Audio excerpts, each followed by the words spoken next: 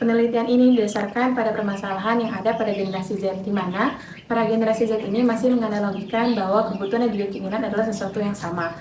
Mereka menganggap bahwa keinginan yang mereka rasakan adalah sesuatu yang kebutuhan yang harus segera untuk mereka penuhi. Padahal kebutuhan juga keinginan adalah sesuatu yang berbeda. Generasi Z adalah generasi yang lahir pada tahun 1995 sampai 2012. Generasi Z adalah generasi yang tidak merasakan kehidupan tanpa internet seperti generasi sebelumnya.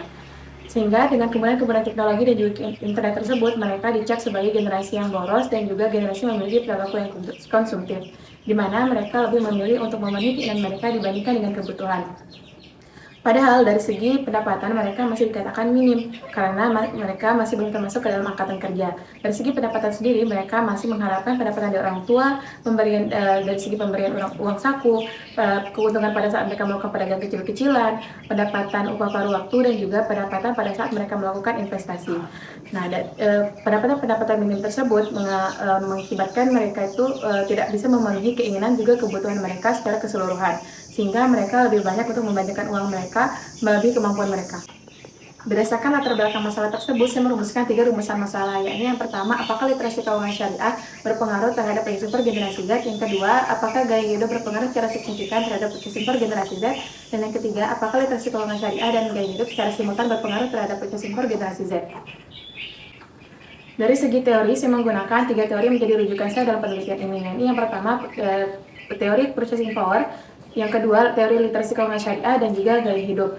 Nah, dari segi hipotesis, saya menggunakan 3 hipotesis, yakni HA1, HA2, dan juga HA3 yang saya gambarkan dalam kerangka berpikir. Yang dimana HA1 dan juga HA2 digambarkan dengan garis lurus, yang dimana HA1 dan HA2 adalah literasi keuangan syariah berpengaruh secara signifikan terhadap purchasing power, HA2 yakni gaya hidup berpengaruh secara signifikan terhadap purchasing power, dan yang ketiga literasi keuangan syariah dan gaya hidup secara simultan berpengaruh terhadap purchasing power. Segi metode penelitian, saya menggunakan 4 poin penting dalam metode penelitian yang saya gunakan, yakni jenis dan instrumen penelitian, populasi dan juga sampel, teknik pengumpulan data, dan juga teknik analisis data.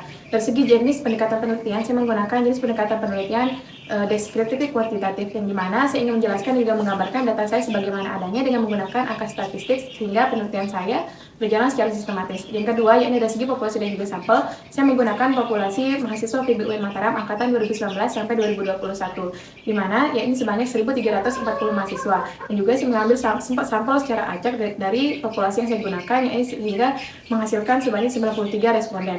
Yang ketiga, yakni dari segi teknik pengumpulan data, saya menggunakan 2, yaitu kuesioner dan juga observasi.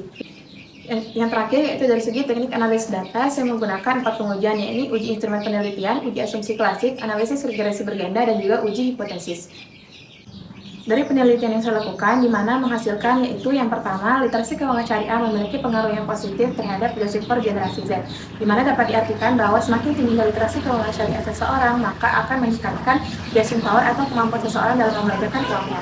Yang kedua adalah gaya hidup memiliki pengaruh yang negatif terhadap purchasing power, di mana dapat disimpulkan bahwa semakin tingginya gaya hidup seseorang, maka akan semakin menurunkan kemampuan beli seseorang atau purchasing power dari seseorang.